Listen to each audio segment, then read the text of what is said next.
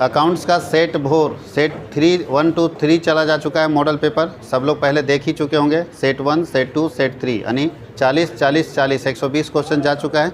Set 4 का हम लोग अकाउंट्स में आज सोल्यूशन दे रहे हैं क्लास 11th का। तो जो बच्चे क्लास 11th का एग्ज़ाम देना चाह रहे हैं अप्रैल में, आप चाह नहीं रहे, एग्ज़ाम देना है सबको। तो जो बच्चे एग्ज़ाम देने वाले हैं अप्रैल में, उन सारे बच्चों के लिए commerce world Hazaribagh model paper जारी कर रहा है। सेट 1, सेट 2, सेट 3 जारी हो चुका है और पूरा आंसर के साथ आपको बताया जा रहा है। सेट 4 का 2 क्लास हो चुका है, चूँकि सेट 4 को हम लोग पूरा डिटेल में पढ़ रहे हैं, तो 2 क्लास हो चुका है। 2 क्लास में हम लोग 24 क्वेश्चन कर चुके हैं। तो लेक्चर 1, लेक्चर 2 आपके पास अवेलेबल होगा, देख लीजिएगा। यूट्यूब पे भी मिल जाएगा और फेसबुक पे भी मिल जाएगा। अब हम लोग देख रहे हैं क्वेश्चन नंबर 25 से आगे हम लोग बनाएंगे और आज हम लोग इसमें डिस्कशन करेंगे। बहुत सारा ऐसा नहीं करना है, यहाँ पे तो आंसर किया हुआ है, क्वेश्चन का आंसर तो बच्चा को पहले से पता है कि सर आप तो डार्क करके रख दियो, लेकिन चूंकि ये पहले से PDF बना के एप्लीकेशन में डाला हुआ था, उसी PDF को हम इस्तेमाल करें। फिर से दोबारा हमारे पास क्वेश्चन पेपर अवेलेबल नहीं पाया जिसमें विदाउट ये हो, तो उसी PDF से हम पढ़ा दे रहे हैं आपको। तो इस आंसर से हमको कोई मतलब नहीं है। हाँ, मानते हैं कि सही है, ये बिल्कुल सारा सही होगा, लेकिन इस आंसर के अलावा क्या इसमें और भी आंसर हो सकता है, तो पूरा डिटेल में हम लोग पढ़ेंगे तो ज़्यादा अच्छा से क्लियर हो जाएगा। कोई दिक्कत है? तो शुरू करते हैं हम लोग। ये बताओ सबसे पहले कि discarding the old machinery due to new invention is called क्या? अगर ये तो हम लोग डिस्कस कर चुके थे ना। अच्छा, 28 तक हो गया था ना। चलिए 29 से करना है। 29 से आप हम लोग को डिस्कस करना है। 28 तक हो चुका था। ठीक से समझना। पहले तो ये पूछा जाएगा कि क्वेश्चन किस चैप्टर का है, फिर उसके बाद हम लोग डिटेल करेंगे। बोलता है if a payment is not made on a bill on due date then it is called. जब किसी बिल का, ये बिल्स ऑफ एक्सचेंज का क्वेश्चन है, जब किसी बिल का पेमेंट उसके ड्यू डेट पर नहीं होता है तो उस केस को क्या बोलते हैं? डिजॉनर ऑफ बिल बोलते हैं। याद है? Dishonoured of bill. इसको आप अगर आसान भाषा में समझेंगे तो इसको बोलते हैं कैंसलेशन ऑफ बिल। जब बिल का पेमेंट ड्यू डेट पर नहीं होता है तो बिल को क्या कर दिया जाता है? कैंसिल कर दिया जाता है। उसी को हम लोग बोलते हैं डिजॉनर ऑफ बिल। और इसका एंट्री क्या करते थे? तो जब हम बिल इशू करते थे, बिल हम लोग जब जारी करते थे, तो जब हम बिल जारी करेंगे उस समय जो एंट्री बनाएंगे, तो बताइए ड्रॉवर के बुक में क्या बनता था बिल इशू करने का? बिल्स रिसीवेबल टू ड्रॉवी बनता था ना। उसका जस्ट रिवर्स एंट्री माना है, जस्ट अपोजिट एंट्री कर देना है, तो ये डिजॉनर का एंट्री हो जाएगा। क्योंकि आप पहले बिल लिखे, तो जब बिल लिख रहे थे तब जो अकाउंटिंग कर रहे थे उसका रिवर्स कर देंगे तो उसका डिजॉनर का अकाउंटिंग हो जाएगा। डिजॉनर के केस में ध्यान दीजिएगा, नोटिंग चार्जेस भरना पड़ता है। नोटिंग चार्जेस, जब आपका बिल डिजॉनर हो जाता है यानी कैंसिल हो जाता है। कैंसिल कब होगा? जब ड्यू डेट पर पेमेंट होने से फेल हो जाएगा। जब मेरा बिल ड्यू डेट पर, ड्यू डेट कैसे कैलकुलेट होता है? तो जितने महीने का डेट होगा, जैसे 3 महीने का बिल है तो 3 महीना काउंट कर लेंगे और 3 दिन डेज ऑफ ग्रेस हम एक्स्ट्रा दे देंगे और ड्यू डेट कैलकुलेट करेंगे। अगर ड्यू डेट पर मेरे बिल का पेमेंट नहीं होता है तो वैसे केस को बोलते हैं डिजॉनर ऑफ बिल। और बिल डिजॉनर का मतलब होता है कैंसलेशन ऑफ बिल। अच्छा, क्या हो सकता है डिजॉनर के केस में कि अगर मान लीजिए कैंसिल हो गया, पैसा नहीं दिया, कोई आदमी मेरे से उधार खा लिया और पैसा नहीं दिया, तो क्या कर सकता है ड्रॉवर के पास क्या राइट है, क्या अधिकार है उस बिल के संबंध में? तो याद रखिएगा ड्रॉवर के पास 2 राइट है। पहला राइट क्या होगा? पहला काम क्या कर सकता है? पहला काम वो कर सकता है कि कोर्ट में केस कर देगा कि सर हमारा ड्यू डेट पर पेमेंट नहीं हुआ। पहला काम हो सकता है केस कर देगा। दूसरा, वो ड्रॉवी से बात करेगा कि भाई क्या बोलना चाह रहे हो बताओ, ये तो तुम कैंसिल कर दिया, सरदर्द कर दिया। तो ड्रॉवी अगर रिक्वेस्ट कर दिया कि सर बाई मिस्टेक कैंसिल हो गया, हम नहीं चाहते थे कि हो, लेकिन पैसा मेरे पास नहीं था इसलिए कैंसिल हो गया, हमको आप 2 महीने का एक्स्ट्रा बिल दे दो, उसका इंटरेस्ट दे देंगे, 2 महीने के बाद हम आपको पेमेंट कर देंगे। तो ड्रॉवर चाहे तो नया बिल इशू कर सकता है और चाहे तो उसको कोर्ट में जा सकता है। तो ये ड्रॉवर के ऊपर डिपेंड करता है कि ड्रॉवर क्या चाहता है। याद रखिएगा, जब भी ड्यू डेट तक आपको पेमेंट नहीं मिलता है तो उसको हम लोग बोलते हैं डिजॉनर ऑफ बिल। आगे लिखता है कि बिल्स ऑफ एक्सचेंज में कितने पार्टी होते हैं? 3 पार्टी होते हैं। बिल्स ऑफ एक्सचेंज में कितने पार्टी होते हैं? 3। कौन कौन? तो पहला होता है ड्रॉवर, दूसरा होता है ड्रॉवी और तीसरा होता है पेई। ड्रॉवर, ड्रॉवी और पेई, 3 पार्टी होते हैं बिल्स ऑफ एक्सचेंज में। ड्रॉवर कौन होता है? मेकर इसको बोलते हैं। ड्रॉवर कौन होता है? अच्छा, क्रेडिटर को ड्रॉवर बोलते हैं या डेटर को ड्रॉवर बोलते हैं? बहुत कन्फ्यूजन बच्चों में रहती है। क्रेडिटर बिल लिखेगा या डेटर बिल लिखेगा? क्रेडिटर लिखेगा। क्रेडिटर ड्रॉवर होता है और ड्रॉवी कौन होता है? डेटर। जो डेटर होगा वो ड्रॉवी होगा और जो क्रेडिटर होगा वो क्या होगा? ड्रॉवर होगा। और पेयू वह पर्सन होगा जो बिल का पैसा लेगा। तो बहुत चांसेस ये होते हैं कि ड्रॉवर खुद ले लेता है बिल का पैसा या कोई थर्ड पार्टी भी बिल का पैसा ले सकता है। तो जो बिल का पैसा लेगा उसको पेयी बोलेंगे जो बिल एक्सेप्ट करेगा, पैसा देने के लिए रेडी होगा, उसको क्या बोलेंगे? ड्रॉवी बोलेंगे। ड्रॉवी मतलब डेटर, डेटर को ड्रॉवी आप बोल सकते हैं। और ड्रॉवर को किसको बोलते हैं? क्रेडिटर को। जो क्रेडिटर होगा वो ड्रॉवर होगा, यानी ड्रॉवर बिल लिखेगा, प्रोसेस देखिएगा, ड्रॉवर बिल लिखेगा, ड्रॉवी के पास भेजेगा, ड्रॉवी उसको एक्सेप्ट करता है, स्वीकार करता है कि हाँ ठीक है हम आपका पैसा दे देंगे, तो लिख देता है एक्सेप्टेड और साइन मारता है, अपना साइन मारता है, डेट लिखता है, ठीक है। तो एक्सेप्ट करके दे दिया। ध्यान दे, ड्रॉवर बिल लिखेगा, किसको देगा? ड्रॉवी को। ड्रॉवी उसको एक्सेप्ट करेगा और फिर वापस किसको कर देगा? ड्रॉवर को। अब ड्रॉवर उसको ड्यू डेट तक अपने पास रखेगा और ड्यू डेट के पास बाद पहुंचेगा ड्रॉवी के घर कि लो भैया अब एक हाथ बिल एक हाथ पैसा, बिल लो पैसा दो। बात समझ गए? या ड्रॉवर चाहे तो 3 और काम कर सकता है, बिल को बैंक से डिस्काउंट करा सकता है, बिल को इंडोर्स कर सकता है, बिल को कलेक्शन के लिए भेज सकता है। ये ड्रॉवर के पास 4 ऑप्शंस होते हैं, जो हम लोग पढ़े थे अकाउंटिंग जब हम लोग पढ़ रहे थे। तो कितने पार्टी होते हैं बिल्स ऑफ एक्सचेंज में? 3। लेकिन अगर बोलेगा प्रॉमिस नोट में कितने पार्टी होते हैं? प्रोमिसरी नोट में, प्रतिज्ञा पत्र में कितने पार्टी होते हैं? तो 2। कितने पार्टी होते हैं? 2। एक कौन? एक होता है वहाँ ड्रॉवर और एक पे।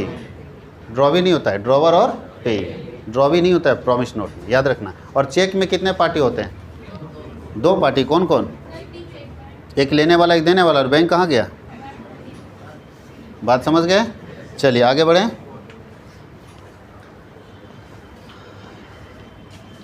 अब चलते हैं ग्रॉस प्रॉफिट कैसे निकलता है, ग्रॉस प्रॉफिट कैसे कंप्यूट करेंगे। तो बताइए पहले ग्रॉस प्रॉफिट कौन से खाते में निकलता है? ट्रेडिंग अकाउंट में, पीएल अकाउंट में या बैलेंस शीट में? ट्रेडिंग अकाउंट में। जब हम लोग ट्रेडिंग अकाउंट निकालते हैं तो ग्रॉस प्रॉफिट वहाँ फाइंड आउट होता था। तो ग्रॉस प्रॉफिट निकालने के लिए हम लोग ट्रेडिंग अकाउंट बनाते थे। तो एक तरीका तो लेजर फॉर्मेट है, 2 तरीके से हम लोग लेजर बना सकते हैं। एक होता है स्टेटमेंट फॉर्म, ध्यान दीजिएगा, लेजर 2 तरीके से बन सकता है, एक स्टेटमेंट फॉर्म में और एक अकाउंटिंग फॉर्म में। आप लोग जो सीखे हैं वो अकाउंटिंग फॉर्म सीखे हैं कि एक साइड में डेबिट एक साइड क्रेडिट और पार्टिकुलर अमाउंट और उससे हम लोग निकालते थे ग्रॉस प्रॉफिट। इसको बोलते हैं अकाउंटिंग फॉर्म ऑफ लेजर।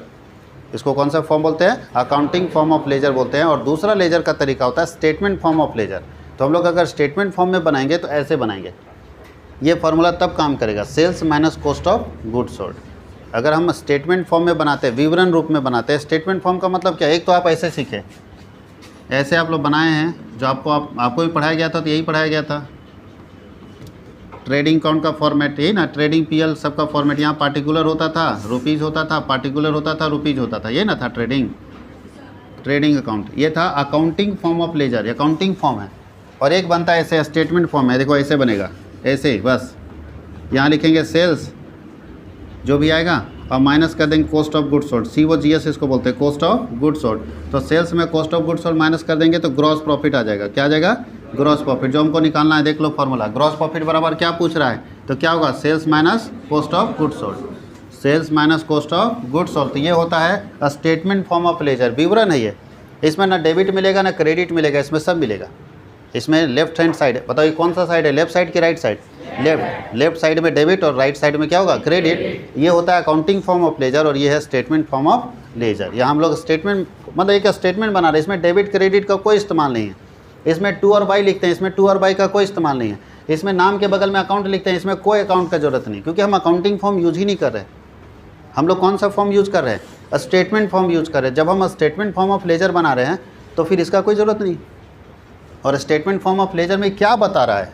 ये sales minus cost of goods sold क्या होता है? बहुत बच्चों को कन्फ्यूजन है, क्योंकि 11th में अभी मस्ती के मूड में रहते हैं सब, तो पता ही नहीं चलता सेल का मतलब। अच्छा, यहाँ नेट सेल आप यूज़ कर सकते हो। नेट सेल, सेल्स और नेट सेल में क्या डिफरेंस है? तो याद रखिएगा, नेट सेल इक्वल टू आता है सेल्स माइनस सेल्स रिटर्न और माइनस GST। नेट सेल का मतलब होता है ग्रॉस। जैसे आपके पास दिया ना कि 15 लाख का माल बेच दिए, तो 15 लाख अगर बेचे हो तो उसको ग्रॉस सेल बोलते हैं। ग्रॉस मतलब टोटल, उसमें टैक्स का भी पैसा जुड़ा होगा, उसमें कुछ माल रिटर्न हुआ है वो भी जुड़ा होगा। तो बोलता है नेट हमको बताओ नेट कितने का बेचे। तो नेट सेल निकालने के लिए क्या करते हैं, सुन लीजिएगा, नेट सेल बराबर होता है sale gross sales minus sales return minus GST। अगर GST इंक्लूडेड है सेल में तो। अब दवा बेचने वाला क्या करता है, 15 लाख का दवा बेच दिया तो 15 लाख में GST भी तो जुड़ा होगा। या मान लो आज दिन भर में 50,000 का दवा बेच दिया तो बिल निकाला 50,000, तो GST भी तो इंक्लूडेड है, तो GST एक्सक्लूड करना पड़ेगा। बात समझ गए? तो बोलता है कि नेट सेल निकालना होगा। जब भी हम लोग सेल्स की बात करते हैं तो कौन सा सेल की बात करते हैं? Net cell. नेट सेल कैसे निकलता है? तो total sale minus sales return minus GST equal to net sale. और कॉस्ट ऑफ गुड्स सोल्ड का मतलब है कि जिस सामान को आप बेच रहे हैं उसका लागत कितना है। देखो, जिस सामान को आप सेल कर रहे हो उसका कॉस्ट क्या है, यानी टोटल कॉस्ट क्या होगा? टोटल नहीं बोल सकते इसको, क्योंकि इसमें अभी और कॉस्ट बाकी, टोटल डायरेक्ट कॉस्ट बोल सकते हैं। कॉस्ट ऑफ गुड्स सोल्ड का मतलब total direct cost, total cost में इनडायरेक्ट कॉस्ट भी जाता है। तो टोटल कॉस्ट जो आपका पड़ेगा, जिस सामान को बेच रहे हैं उसका कॉस्ट क्या पड़ा, उसको अगर सेल्स में माइनस कर देंगे तो ग्रॉस प्रॉफिट आ जाएगा। कोई दिक्कत किसी को? जैसे बताओ, ये मार्कर को अगर हम बेच रहे हैं 20 रुपये में, तो मेरा सेल 20 रुपये है और इसका प्रोडक्शन कॉस्ट हमारा कितना 18 रुपया है, तो इसका मतलब अगर 20 में 18 माइनस कर देंगे तो 2 रुपये का ग्रॉस प्रॉफिट आ जाएगा। कोई दिक्कत है? अच्छा, हम लोग ग्रॉस प्रॉफिट को ज़्यादा इंपॉर्टेंस देते हैं बिजनेस में या नेट प्रॉफिट को? नेट प्रॉफिट को, क्योंकि नेट प्रॉफिट में सारे डायरेक्ट और इनडायरेक्ट सारे एक्सपेंसेस डिडक्टेड होते हैं, जबकि ग्रॉस प्रॉफिट में केवल डायरेक्ट एक्सपेंसेस डिडक्टेड होते हैं, इनडायरेक्ट एक्सपेंसेस डिडक्टेड नहीं होते हैं। कंफर्म हो गया? आगे बढ़ा जाए इस चीज़ को, कोई दिक्कत है इस चीज़ में? अब चलते हैं नेक्स्ट क्वेश्चन में। नेक्स्ट क्वेश्चन क्या बोलता है? देखिए, हम लोग बहुत सारा चीज़ उससे रिलेटेड देख रहे हैं। ट्रेडिंग अकाउंट का पर्पस क्या है बताओ? ट्रेडिंग अकाउंट क्यों बनाते थे? ट्रेडिंग अकाउंट क्यों बनाते थे? और पहला सवाल ये है। दूसरा सवाल है, ट्रेडिंग अकाउंट कौन सा अकाउंट है? Personal account, real account, nominal account? तो ट्रेडिंग अकाउंट नॉमिनल अकाउंट होता है, यानी नॉमिनल अकाउंट के अकॉर्डिंग चलेगा ये। नॉमिनल अकाउंट का रूल्स क्या था कि सारे एक्सपेंसेस को डेबिट करेंगे और सारे इनकम को क्रेडिट करेंगे, सेम कंडीशन यहाँ रहता है। और ट्रेडिंग अकाउंट बनाते क्यों हैं?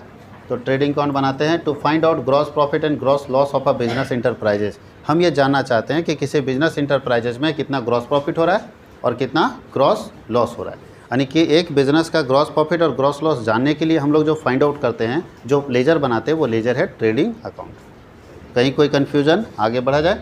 चलिए, बोलता है प्रीलिमिनरी एक्सपेंसेस और discount on issue of share ETC are example of. अब ये नया नाम आप सुन रहे होंगे, 11th में तो इसका इस्तेमाल ज़्यादा होता नहीं, 12th में इस्तेमाल होता है जब शेयर्स पढ़ेंगे तो। बोलता है प्रीलिमिनरी एक्सपेंसेस या discount on issue of share किसका एग्जाम्पल है? प्रारंभिक व्यय और अंशों के निर्गमन पर बट्टा किसका एग्जाम्पल है? किसके अंदर आता है? तो याद रखिएगा, इसको फिक्टिशियस एसेट बोलते हैं। कौन सा एसेट बोलते हैं?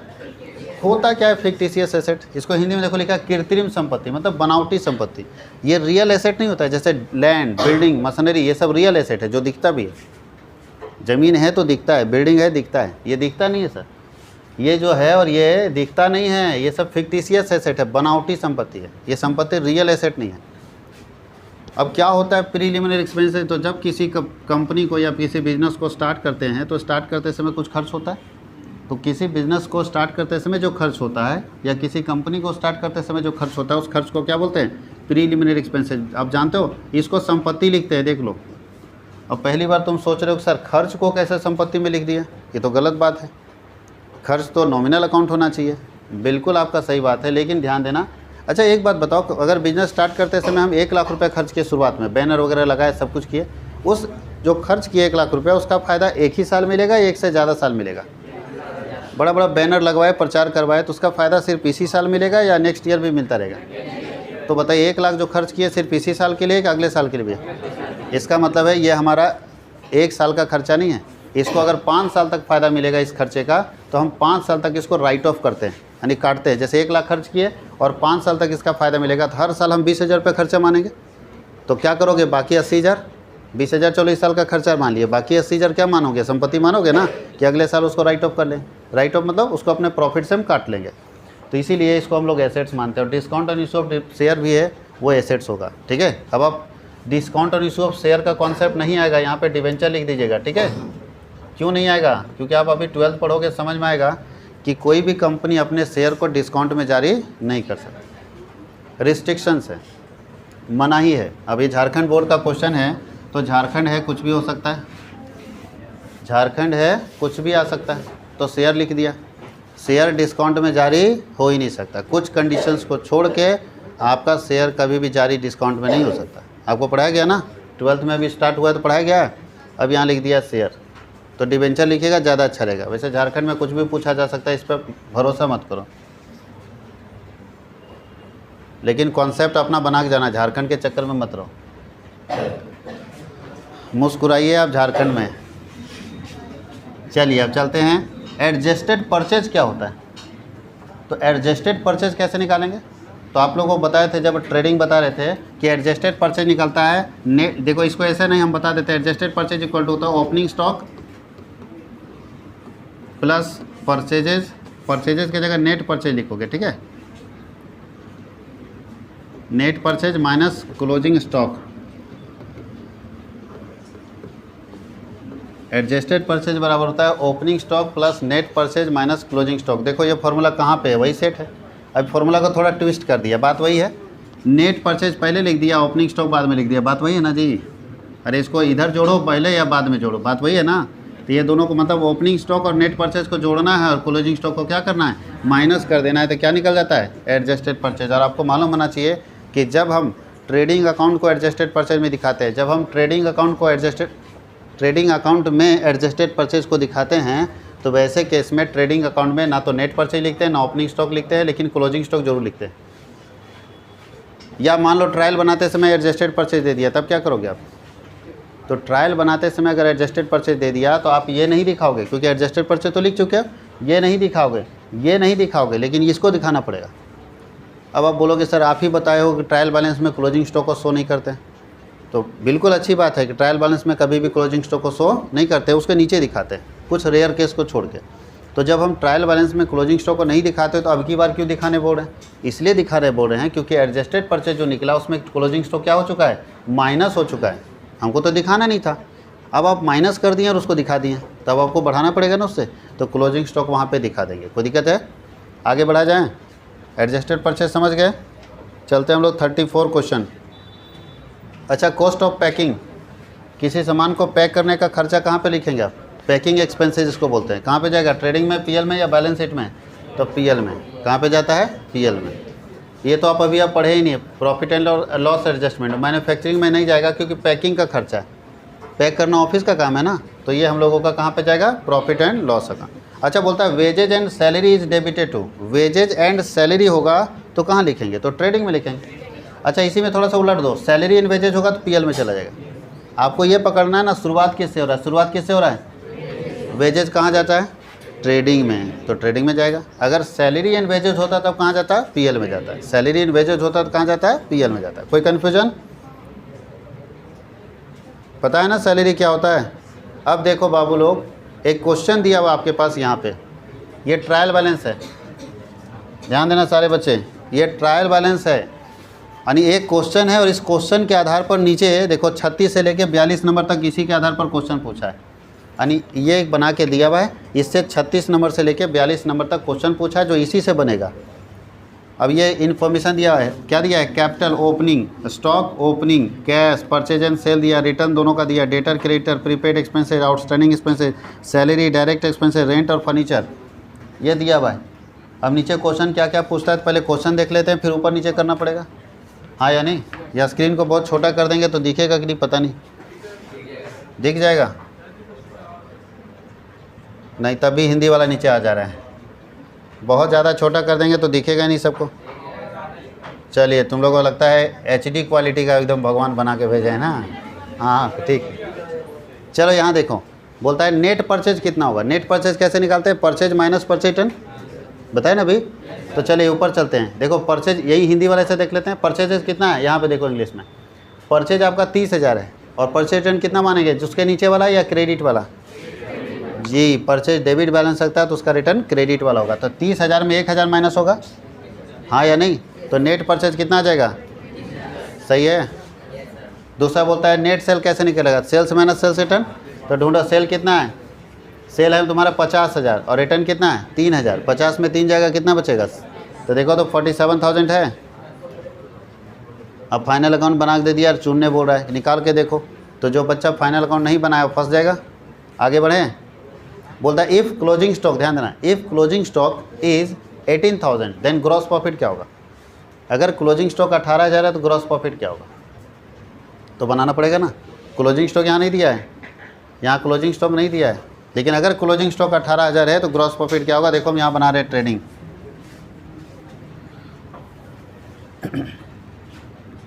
दो पार्ट में डायरेक्ट हम ऐसे ही बांट देते हैं। बताओ, वो कैपिटल तो यहाँ नहीं ना जाता है, हम लोग क्या बना रहे हैं, तो ट्रेडिंग का आइटम बताओ। और स्टॉक जाता है ना, ओएस ओपनिंग स्टॉक कितना है 10,000, उसके बाद कैश तो यहाँ जाएगा नहीं, परचेज, परचेज नेट परचेज लिखते हैं 29,000 ना, और सेल्स नेट में बताओ कितना था 47,000 नेट सेल है ना। उसके बाद रिटर्न तो हो गया, डेटर यहाँ नहीं जाता है, प्रीपेड नहीं जाता, आउटस्टैंडिंग सैलरी, डायरेक्ट एक्सपेंसेस जाएगा, डी डायरेक्ट एक्सपेंसेस कितना है डायरेक्ट एक्सपेंसेज है तुम्हारा 3000, रेंट नहीं जाता, फर्नीचर नहीं जाता, क्लोजिंग स्टॉक यहाँ ना जाएगा। क्लोजिंग स्टॉक कितना बोल रहा था 18,000 के 18,000 अगर क्लोजिंग स्टॉक होगा तो प्रॉफिट कितना था 8 7 15 65,000 क्रेडिट होता है, उठाकर लाओ 65,000 डेबिट, डायरेक्ट बना दे रहे हैं। अब इसमें ये घटा दो कितना 29 3 32 और 10 42,000, तो 42,000 घट जाएगा 65 में, कितना बचेगा 3,000 ना बचेगा, 3 2 5 और 4 और 2 6, यानी 23,000 का प्रॉफिट आएगा। कितना प्रॉफिट आएगा 23,000 का। कैलकुलेट करके देख लिए प्रॉफिट हमारा कितना निकल गया 23,000 का। अब देखते हैं वहाँ 23,000 प्रॉफिट में है कि नहीं। 23,000 होगा तो वही हमारा सही आंसर हो, करेक्ट आंसर होगा। ठीक है, तो करेक्ट आंसर कितना होगा 23,000। देखो है यहाँ भी बनाया हुआ है, देख लो, डायरेक्ट शॉर्टकट में यहाँ बना दिए। आगे बोलता है कि अगर रिजर्व ऑन डेटर 5% हो तो क्या होगा। डेटर के ऊपर 5% का रिजर्व है तो डेटर निकालो, उसका 5% निकाल दो। डेटर कितना वैल्यू देखो तो, डेटर ये होता है 20,000, 20,000 का 5% कितना आता है 20,000 का 5% 1,000 आएगा जी। 20,000 इंटू 5/100 1,000। आगे क्या लिखा है, डेप्रीसिएशन 10% ऑन फर्नीचर, फर्नीचर के ऊपर 10% डेप्रीसिएशन लगाओ, तो जो फर्नीचर होगा उसका 10% चार्ज कर दो। तो देखो फर्नीचर कितना है, ये बार बार ऊपर नीचे करना पड़ा है। फर्नीचर हमारा कितना है, ये नीचे देखो फर्नीचर है, ये पस्कर लिखा हुआ है यहाँ पे ही है ना। फर्नीचर हमारा कितना है 6,000, तो 6,000 का 10% कितना होता है 600। तो देखो फर्नीचर पर डेप्रीसिएशन 600 है कोई दिक्कत, यानी वो एक फॉर्मेट दिया उसके जरिए आपको question. Prepaid expenses will be shown in, prepaid expenses को कहाँ दिखाएंगे, तो ध्यान देना कि जब प्रीपेड एक्सपेंसेज यहाँ क्या दिया बना के ट्रायल बैलेंस ना, तो जब प्रीपेड एक्सपेंसेज ट्रायल बैलेंस में दिया होगा तो उसको कहाँ दिखाएंगे बैलेंस शीट में। जब प्रीपेड एक्सपेंसेज ट्रायल बैलेंस में दिया होगा तो उसको कहाँ दिखाएंगे बैलेंस शीट में। आउटस्टैंडिंग एक्सपेंसेस को लायबिलिटी में दिखाएंगे अगर वो ट्रायल बैलेंस में दिया, ये दोनों ट्रायल बैलेंस में दिया हुआ है। अगर ट्रायल के नीचे देता है तो इसको 2 जगह दिखाते हैं, एडजस्टमेंट्स में अगर देता है तो इसको कितने जगह दिखाते हैं 2, लेकिन ट्रायल के अगर अंदर देता है तो इसको 1 जगह दिखाएंगे और वो लायबिलिटी साइड में दिखाएंगे। फुल फॉर्म ऑफ DBMS पूछ रहा है, DBMS का फुल फॉर्म क्या हो गया, DBMS का फुल फॉर्म हो गया डेटाबेस मैनेजमेंट सिस्टम। DBMS का फुल फॉर्म क्या होगा डेटाबेस मैनेजमेंट सिस्टम। कोई दिक्कत है, ऐसा मैनेजमेंट सिस्टम जो पूरा डिपेंड होता है डेटाबेस के ऊपर, और आपको अपने बिजनेस में सबसे ज़्यादा DBMS का इस्तेमाल करना होगा अगर आप बिजनेसमैन हैं तो। पंच कार्ड क्या होता है, इनपुट डिवाइस होता है या आउटपुट डिवाइस होता है। इनपुट आउटपुट समझ रहे हैं, इनपुट डिवाइस वो डिवाइस होगा जिसके जरिए हम इंफॉर्मेशन को कंप्यूटर के अंदर पहुंचाते हैं, और आउटपुट का मतलब वैसा डिवाइस जिसके जरिए हम इंफॉर्मेशन को कंप्यूटर से बाहर लेते हैं। तो ये कौन सा डिवाइस है, इनपुट डिवाइस है। पंच कार्ड के जरिए हम अपने इन्फॉर्मेशन को अंदर डाल सकते हैं। बोलता है software use in businesses, अभी तो हम बताएं कि ज़्यादातर आपको अपने बिजनेस में कौन सा सॉफ्टवेयर यूज़ करना पड़ेगा, डाटाबेस मैनेजमेंट यूज़ करना पड़ेगा। आगे बोलता है if the algorithm is put in the form of diagram it is called, अगर एल्गोरिदम को डायग्राम के फॉर्म में अगर पुट कर दें तो उसको क्या बोलते हैं, तो वैसे फॉर्म को हम लोग क्या बोलते हैं फ्लो चार्ट बोलते हैं। क्या हम लोग बोलेंगे फ्लो चार्ट। और उसके नीचे how many bits make 1 byte, कितने बिट मिल के 1 बाइट बनता है, तो 1 बाइट बराबर 8 बिट्स होते हैं, मालूम है कि नहीं। और बताओ 1 किलो बाइट बराबर कितना बिट्स, सुन लें फिर से, 1 किलो, यहाँ क्या बोल रहा है कि 1 बिट से कितने बाइट का निर्माण होता है। 1 बिट बोल रहा है कि how many bits in 1 byte, 1 byte में कितना बिट होता है 8 होता है। हम पूछ रहे हैं 1 किलो बाइट में कितना बाइट होता है 1024, कितना होता है 1024। आप जो अभी बोलते हैं GB गीगा बाइट कि हमारा 1 GB डेटा है, तो 1 GB का मतलब होता है 1024 KB, सॉरी MB। 1 GB का मतलब है 1024 MB। अच्छा यहाँ हम भी कन्फ्यूज हो गए, ध्यान देना थोड़ा। सबसे छोटा है बिट, फिर है बाइट जो हम लोग पढ़ रहे हैं, और फिर है किलो बाइट KB, और फिर है मेगा बाइट, और फिर है गीगा बाइट, और फिर है टेरा बाइट, यही है ना, ये है सीक्वेंस। तो ध्यान देना यहाँ बोलता है मतलब है कि 8 बिट बराबर 1 बाइट होगा। 8 बिट बराबर क्या होगा 1 बाइट। आप बोल सकते हैं 8 बिट बराबर 1 बाइट होगा। लो 8 बिट बराबर 1 बाइट होगा, कोई दिक्कत किसी को। और अगर हम बात करें 1024 बाइट बराबर तो क्या होगा 1 KB होगा, और 1024 KB बराबर क्या होगा 1 MB होगा, और 1024 MB बराबर क्या होता है 1 GB होगा, और 1024 GB बराबर क्या होता है 1 टीबी होगा, होगा कि नहीं होगा? अब इससे भी बड़ा मेजरमेंट है, लेकिन आपके तक यही काफ़ी है, कोई दिक्कत है? तो ये पूरा मेजरमेंट सिस्टम है कि कैसे हम अच्छा ये किसको मापते हैं इससे? ये जो हम लोग पढ़ रहे हैं इससे किसको मापते हैं? स्पीड को मेजर करते हैं हम लोग, इंटरनेट के स्पीड को, और कंप्यूटर के मेमोरी को भी मेजर करने में इसका इस्तेमाल होता है। कंप्यूटर के मेमोरी को भी मेजर करने में इस्तेमाल होता है। 464 याद है? नहीं बोलता है मोबाइल खरीदे 464 वाला, 6128 वाला। तो कंप्यूटर के मेमोरी या मोबाइल की मेमोरी को भी मेजर कर सकते हैं और इंटरनेट के स्पीड को भी।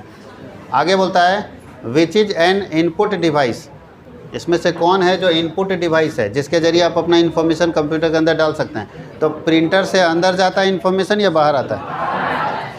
फैक्स जब करेंगे तो वो भी बाहर आएगा। मॉनिटर से भी बाहर आता है, तो सही जवाब क्या होगा? कीबोर्ड से हम इन्फॉर्मेशन को क्या करते हैं? अंदर भेजते हैं। अच्छा, दो और इनपुट डिवाइस का नाम बताओ, इसके अलावा दो इनपुट डिवाइस का और बताओ। माउस और हाँ जॉयस्टिक भी याद किया, ठीक है। पंच कार्ड, जॉयस्टिक, ये सब पुराने ज़माने में इस्तेमाल होता था, गेम खेलने में उसका इस्तेमाल करता था लोग, लेकिन इन्फॉर्मेशन अंदर जाता था। पंच कार्ड हो या जॉयस्टिक हो। बोलता है the software that prepares wages and salary sheet of thousands of employee accurately and quickly is, कौन सा ऐसा सॉफ्टवेयर है जो वेजेज एंड सैलरी 1000 वर्कर का बहुत आसानी से और बहुत जल्दी बना देता है, तैयार कर देता है? बताइए कौन सा ऐसा सॉफ्टवेयर है? ऐसा कौन सा सॉफ्टवेयर है कंपनी में जो इस्तेमाल किया जा रहा है? आपको सीखना भी चाहिए, आगे आने वाले समय में सीखोगे, जिसमें हज़ारों वर्कर का सैलरी एक बार में बन जाता है। जैसे मान लो झारखंड सरकार में जितने सरकारी टीचर काम कर रहे हैं उनका सैलरी एक बार में तैयार होता होगा या एक एक करके तैयार करना होना तो महीना भर लग जाएगा सैलरी में। पहले ऐसा ही होता था, पहले बहुत लेट से सैलरी मिलता था। अब बोलता है कि नहीं, अगर 2 तारीख मतलब 2 तारीख, 1 से 2 तारीख के बीच में, या 5 तारीख तो 1 से 5 तारीख के बीच में सैलरी आ जाएगा। अब सोचिए 5 दिन में 40,000 वर्कर अगर काम करते हैं तो 40,000 वर्कर का आप सैलरी कैसे निकाल लिया कि कौन कितना दिन अपसेंट था? हर महीना का अलग अलग असेसमेंट होता है या फिक्स? मान लो कोई व्यक्ति 3 दिन छुट्टी में था, 2 दिन माफ़ रहता है, और 1 दिन का सैलरी कटेगा कि नहीं कटेगा? तो कैसे पता चलेगा कि किसका सैलरी काटना है, किसका सैलरी नहीं काटना है, कितना पेंशन में काटना है उसका, कहाँ कहाँ लोन लिया है, लोन में कितना काट के देना है, ये सब चीज़ कैसे पता चलेगा? तो उसके लिए कौन सा सॉफ्टवेयर इस्तेमाल किया जाता है? तो पेरोल इस्तेमाल किया जाता है। क्या इस्तेमाल किया जाता है? उस अकाउंटिंग सॉफ्टवेयर का नाम क्या है? पेरोल ऐसा अकाउंटिंग सॉफ्टवेयर है जिसमें आप बहुत सारे वर्कर का सैलरी स्लिप आसानी से एक बार में निकाल सकते हैं। तो उस अकाउंटिंग सॉफ्टवेयर का नाम क्या है? पेरोल। कोई दिक्कत है? और आगे लिखा है टैली क्या है? तो टैली एक अकाउंटिंग सॉफ्टवेयर। टैली क्या है? Accounting software. कोई दिक्कत किसी को? टैली पेरोल नहीं है, पेरोल भी अकाउंटिंग सॉफ्टवेयर है, लेकिन टैली भी अकाउंटिंग सॉफ्टवेयर है। किसी को कोई दिक्कत है? ये हम लोगों का एक सेट, देखो इसमें 50 क्वेश्चन इसलिए क्योंकि 2019 का क्वेश्चन था, और 2019 में ये 80 और 20 का कॉन्सेप्ट नहीं था, वहाँ 50 क्वेश्चन पूछा जाता था, एक क्वेश्चन 2 नंबर का होता था 2019 में। लेकिन आपको ऐसा नहीं करना, आपके लिए क्वेश्चन 40 पूछा जाएगा, एक क्वेश्चन 1 नंबर का होगा, तो 40 × 1 कर देंगे तो 40 नंबर का आपको एग्जामिनेशन लिखना है। कोई दिक्कत किसी को? और आपके पास आवर कितने रहेंगे, कितने घंटे समय मिला हुआ? 1 घंटे का समय है एक एग्ज़ाम देने में, यानी 40 क्वेश्चन अटैम्प्ट मारने के लिए आपको सिर्फ 60 मिनट मिलेंगे। उसमें भी मान के चलो 5-10 मिनट बर्बाद हो जाएगा हल्ला में, सोचने में। ऐसा नहीं है कि एकदम आते गए मारते चले गए, सोचना पड़ेगा, पढ़ना पड़ेगा। तो आप अपने स्पीड को मेंटेन करो कि कैसे हम 60 मिनट के अंदर 40 क्वेश्चन को पूरा अटैम्प्ट कर लेंगे। अगले क्लास में जब हम लोग देखेंगे तो अकाउंट्स का लेक्चर 5 देखेंगे। लेक्चर 5 को हम लोग फिर से करेंगे, और अगर सारे लेक्चर को आप कर लिए तो 210 क्वेश्चन पूरा कंप्लीट होगा आपका, क्योंकि 50 इसमें था। तो 210 क्वेश्चन, अकाउंट्स बहुत मायने रखता है। 210 क्वेश्चन अगर आप कंप्लीट कर लेंगे तो आपके एग्जामिनेशन में बहुत हेल्प होगा और बहुत फ़ायदा मिलेगा। और क्वेश्चन मेरे ख्याल से इससे बाहर जाएगा नहीं, क्योंकि हर चैप्टर का, हर टॉपिक का क्वेश्चन तो डाल दिया गया। तो जो जनरली आने वाला क्वेश्चन होता है वो डाल दिया गया आपके सिलेबस में, तो दिक्कत है नहीं। तो सारा क्वेश्चन आपका इसी में से आएगा, आप इसको तैयार कर लो, आपका अकाउंट्स बहुत अच्छा जाने वाला है।